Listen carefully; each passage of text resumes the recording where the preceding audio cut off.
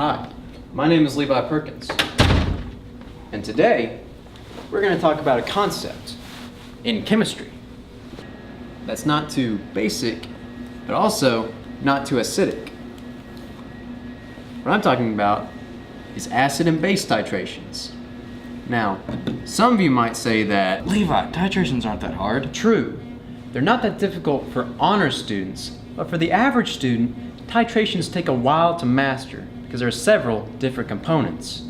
There's molarity, there's molality, and pH value.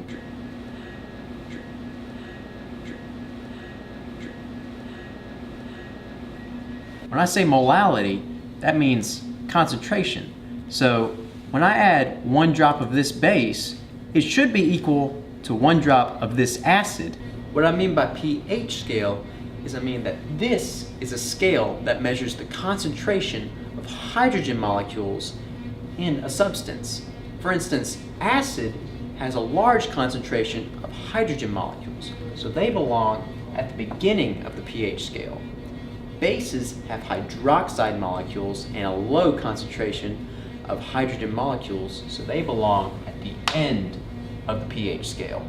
Now let me show you an example of how acids and bases work together on a small level. Here I have 1 drop of hydrochloric acid and 1 drop of sodium hydroxide with some phenolphthalein inside to give it a color when it reaches that neutral point. Now it should turn pink when I add 1 drop of base.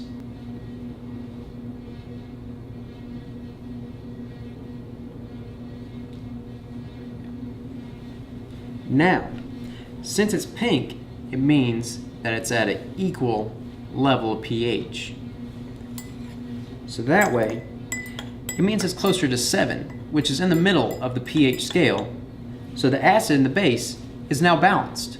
Now here's a demonstration on a much larger level of how it takes place. Let's pretend that this is a hydrogen molecule. Now, this is a hydroxide molecule. This hydrogen belongs to the acid, and this OH, or hydroxide, belongs to the base. When the reaction occurs, this hydrogen is going to be pulled off the acid, and now it belongs to the base, but this is now water, or H2O.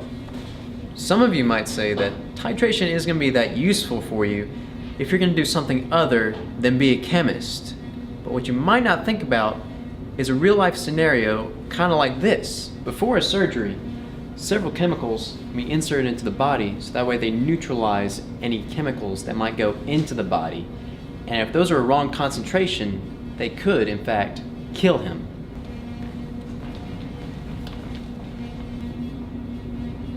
But how did you titrate that? Now, the one thing that's more important in our lives is obviously our grades. But to help us in the experiments in the lab, we have a special instrument called a barrette. Not like the kind that you put in your hair, and not the beret that you wear, and not a barrette like you saw earlier. This is a barrette which counts the drops in milliliters of a substance.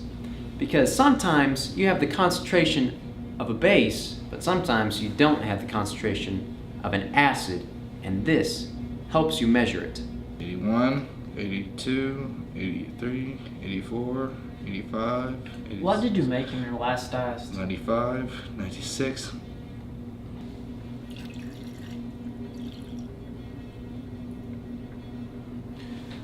That was 10 milliliters. 20 drops a milliliter equals 200 drops. Hopefully now, all you beginner chemistry students now have a mastery in titration, so you're no longer basic chemistry students.